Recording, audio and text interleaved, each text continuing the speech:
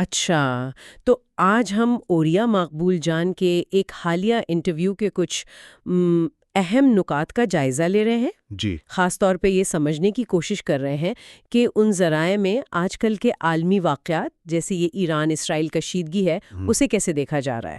مطلب مذہبی پیشگوئیوں کے حوالے سے؟ جی ہاں، جیسے دجال کی آمد، آخری زمانے کی نشانیاں، اس فریم ورک میں۔ بالکل، ہمارا مقصد تو یہی ہے کہ ان ذرائع میں جو معلومات ہیں ان کا تجزیہ کریں اور دیکھیں کہ اوریا مقبول جان صاحب وہ احادیث کو اور مذہبی روایات کو آج کل کی جیو پالیٹکس سے کیسے جوڑتے ہیں۔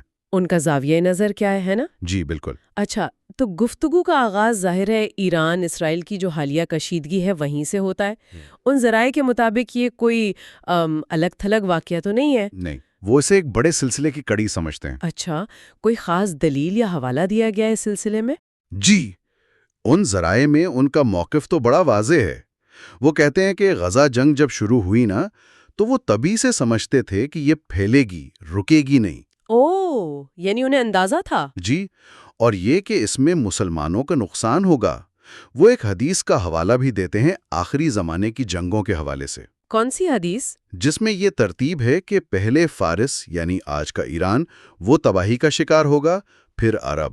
اچھا، تو ان کے تجزیے کے مطابق اسی لیے کوئی مسلم ملک ایران کی حقیقی مدد کو نہیں آئے گا۔ اور وہ امت مسلمہ کی جو کل عمر کا ایک حساب کتاب ہے نا، تقریباً 1500 سال، اس کا بھی ذکر کرتے ہیں کہ وہ اب اختتام کے قریب ہے؟ جی، کہ اس کا بڑا حصہ گزر چکا ہے اور یہ واقعات گویا آخری زمانے کے اہم سنگ میل ہیں۔ تو یہ مطلب ایک بڑی تصویر کا حصہ ہیں یہ سب واقعات۔ اسی میں کیا دجال کا بھی ذکر ہے، اس کی آمد کا؟ دجال کا ذکر تفصیل سے ہے، لیکن ان ذرائع کے مطابق اوریا مقبول جان کہتے ہیں کہ اس کے براہ راست ظہور میں ابھی آپ سمجھیں کوئی 70 سے 80 سال ہیں۔ اوہ، 70-80 سال، یعنی ابھی کافی وقت ہے۔ جی، وہ کہتے ہیں اس سے پہلے بڑی نشانیاں پوری ہوں گی، جیسے مدینہ کا کسی وجہ سے خراب ہونا یا ویران ہونا۔ اچھا، پھر ایک بہت بڑی عالمی جنگ جسے ملحمہ کہا گیا ہے۔ ملحمہ، اس میں کیا ہوگا؟ شدید تباہی کا ذکر ہے اس میں۔ اور پھر مسلمانوں کے ہاتھوں قسطنطنیہ یعنی استنبول، اس کی فتح۔ اس سب کے بعد وہ کہتے ہیں دجال ظاہر ہوگا۔ تو ابھی اس کے فتنے کی بات ہو رہی ہے یا وہ خود؟ وہ فتنے کے عالمی اثرات کی بات کرتے ہیں۔ جب وہ خود آئے گا تو وہ تو خود کو مسیح ثابت کرنے کی کوشش کرے گا۔ اچھا، اور وہ بڑی حیران کن طاقتیں دکھائے گا، جیسے حکم سے بارش برسانا، زمین بنجر کر دینا، ایک ہاتھ میں آگ ایک میں پانی، مطلب بہت شدید آزمائش ہوگی۔ اللہ اکبر۔ ایمان بچانا مشکل ہوگا۔ اسی لیے وہ یاد دلاتے ہیں کہ نبی اکرم صلی اللہ علیہ وسلم ہر نماز کے بعد اس کے فتنے سے پناہ مانگتے تھے۔ صحیح۔ اچھا، دجال کے ساتھ ساتھ ایک اور ذکر بہت ہوتا ہے یاجوج ماجوج کا۔ جی ہاں، تو کیا ان ذرائع میں وہی روایتی بات ہے کہ وہ کسی دیوار کے پیچھے ہیں یا کچھ مختلف ہے؟ نہیں، یہاں وہ ایک بہت مختلف تشریح پیش کرتے ہیں۔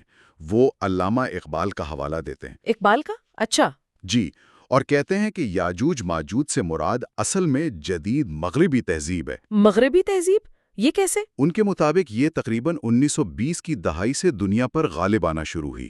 دلیل کے طور پر وہ قرآن کی سورۃ الانبیاء کی آیت پیش کرتے ہیں۔ کون سی آیت؟ جس میں ایک تباہ شدہ بستی جسے وہ یروشلم سے تعبیر کرتے ہیں، اس کے لوگوں کی واپسی کو یاجوج و ماجوج کے کھولے جانے سے جوڑا گیا ہے۔ اوہ، یعنی یروشلم کی دوبارہ آبادی اور یاجوج ماجوج کا کھلنا یہ جڑا ہوا ہے؟ جی، ان کے تجزیے کے مطابق۔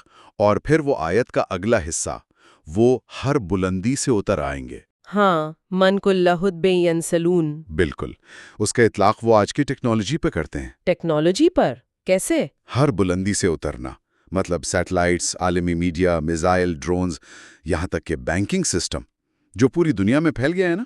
اچھا، یعنی یہ مغربی تہذیب کا عالمی غلبہ اور رسائی ہے؟ جی، وہ اقبال کا شعر بھی اسی لیے پڑھتے ہیں۔ کھل گئے یاجوج و ماجوج کے لشکر تمام، چشمے مسلم دیکھ لے تفسیر حرف ینسلون۔ یہ تو واقعی ایک بالکل مختلف زاویہ ہے، روایتی تصور سے بہت ہٹ کر۔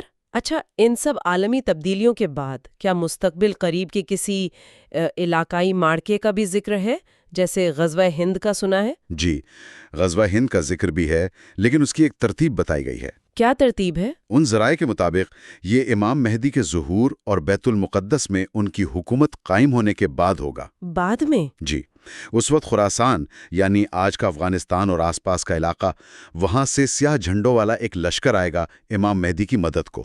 ٹھیک۔ پھر جب ہندوستان سے کوئی حملہ ہوگا یا کوئی محاذرائی ہوگی تو امام مہدی بیت المقدس سے ایک لشکر بھیجیں گے۔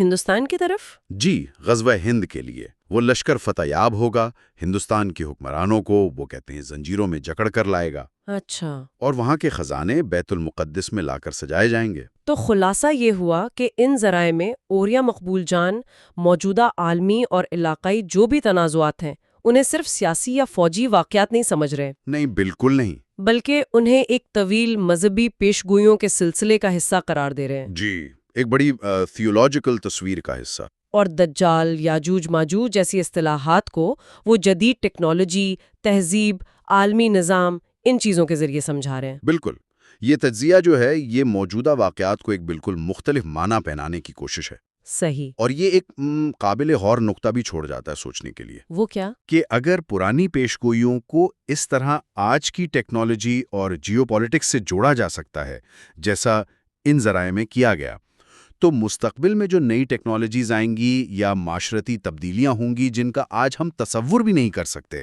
ہاں، تو کیا وہ بھی اسی طرح اسی زاویے سے دیکھی یا سمجھی جا سکیں گی؟ یہ ایک سوال ہے۔